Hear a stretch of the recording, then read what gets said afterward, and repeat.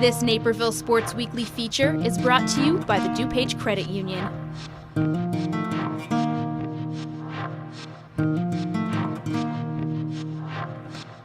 It's the fastest growing high school sport in America.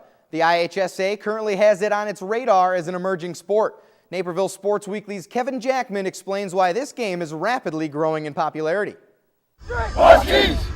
Labeled an emerging sport by the Illinois High School Association, boys and girls lacrosse in the western suburbs has seen exponential growth in recent years in terms of both popularity and number of participants.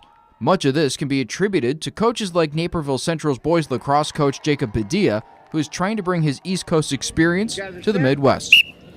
I want to be just like them, and I want it to be here because what I can say is Midwest sports culture is unique. You know it, I know it, and we love it, right?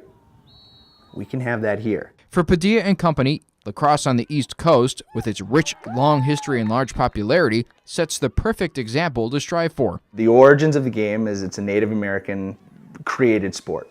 Begataway is actually the technical term for lacrosse. The region of the country where those tribes that had really adopted the sport into their culture, that was the Northeast. One obstacle that lacrosse will need to overcome is its public perception, which often characterizes players inaccurately as lax bros. Really, within the lacrosse culture and those players who have played at a high level and those people who have been around the sport for a very long time, I think they're all genuinely irked by that, but we know it as those people who are the lacrosse bros.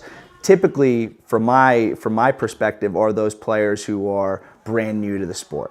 Despite that, the appeals for fans are plentiful. The appeal to this game is it's a fast-paced, very entertaining game to watch on both the guys and girls side. So what lesson allows lacrosse and its athletes to continue to flourish in the Naperville area? The most important thing to teach them is it's all right if we lose.